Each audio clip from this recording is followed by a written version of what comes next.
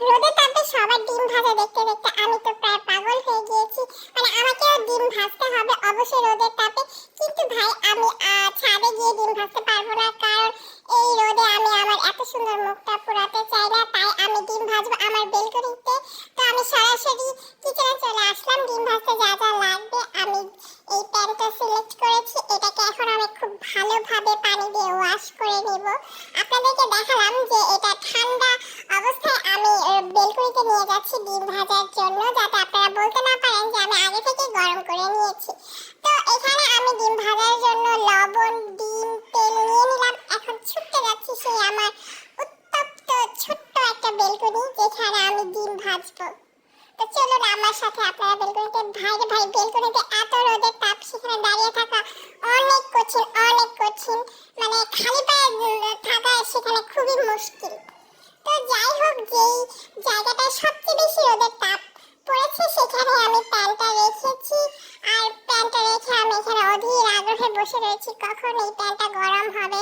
তো আমি ভাবছিলাম একটু ঘুমিয়ে নেই, প্যানটা গরম হয়ে অনেক রোদের তাপে। তো এইখানে এদিকে দেখলাম যে প্যানটা এখনো গরম হয়নি। অনেক মানে বেশ কিছুটা সময়ের পর তারপর আমি সূর্য মামাকে বলছিলাম যে আরেকটু রোদের তাপ দাও, আরেকটু রোদের তাপ দাও, প্যানটা তাড়াতাড়ি গরম করে দাও, যাতে আমি খুব দ্রুত ডিমটা ভাজতে পারি। আর এই রোদে যাতে আমার বেশিক্ষণ বসে থাকতে না হয়, তাই আমি আরো 5 মিনিট অপেক্ষা করব। এই মাঝে আমার বড় ছেলে আবার টুক করে বেলকনিতে উকি দিয়ে গেল যে আম্মু কি করছে। তো 5 মিনিট পর প্যানটা খুব ভালোভাবেই গরম হয়েছে আর আমি তেল দিয়ে দিলাম। তেল দেওয়ার পর আরো বেশ কিছুক্ষণ ওয়েট করতে হবে, কারণ তেলটাও তো গরম করতে হবে। আমার এখানে ভুল হয়েছে, আগেই তেল দিলে বেশি ভালো হতো, দুটো একসাথে গরম হয়ে যেত। তো তেলটা আমি দিয়ে দিলাম। আর এইদিকে ডিম ভাজার আগে আমি পুরো ভাজা ভাজা হয়ে গিয়েছি। আরো 5 মিনিট অপেক্ষা করবো, সেটাই বুঝালাম। ভাই এত গরম আর এত রোদের তাপ, চিন্তা করছি ছাদে গেলে না জেনে আমার কি অবস্থা হয়ে যেত। তো তেলটা গরম হওয়ার পর ডিমটা আমি ভেঙে দিলাম। আর ডিমটা ভেঙে দেওয়ার পর ও মাই গড, আমি তো পুরাই অবাক যে ডিম অলরেডি হয়ে যাচ্ছে, সাদা সাদা হয়ে গিয়েছে। আমি ভেরি এক্সাইটেড। লবণ দিয়ে দিলাম। তো অপেক্ষা করুন ডিমটা ভাজা পর্যন্ত, দেখি কিরকম হয়। তো এত বেশি এক্সাইটেড ছিলাম যে আমার ছেলের হাত থেকে মোবাইল নিয়ে উল্টো করে ভিডিও করা শুরু করে ফেলেছি। তো এইটা দেখেন ডিম কত সুন্দরভাবে হয়ে যাচ্ছে। আসলেই সত্যি রোদের তাপে ডিম ভাজা হয়ে যায়। আর আমার হাসিকে দেখে আমি তো হাসতে হাসতে পুরো শেষ।